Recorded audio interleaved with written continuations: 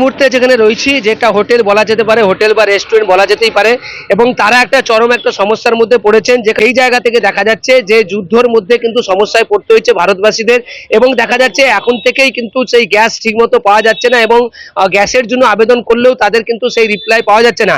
এবং আবার দেখা যাচ্ছে ঘুরে ফিরে কিন্তু কয়লার দিকে তারা চলে আসছেন। আমি দেখাচ্ছি কয়লাতে রান্না হচ্ছে।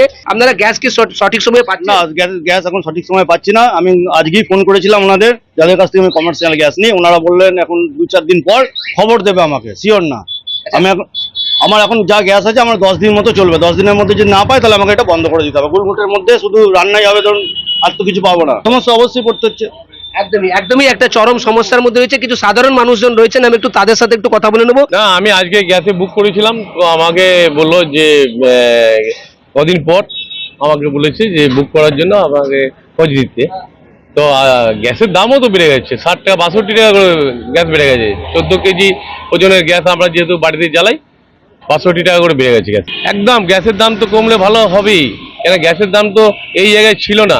গভর্নমেন্ট আসার পর তো গ্যাসের দাম একদম মানুষের আকাশ ছোঁয়া হয়ে গেছে। সাধারণ মানুষ তারা তুলে ধরলেন এই বিষয়টা, গ্যাসের দাম যদি কমলে ভালো হয়, সেই বিষয়টা আমরা তুললাম তাদের সাথে, তারা সেই বিষয়টা তুলে ধরলেন আমাদের বাংলা জাগর পর্দায়। ক্যামেরায় ঝিলিক মুখার্জির সঙ্গে পিন্টু প্যাটেল, বাংলা জাগর।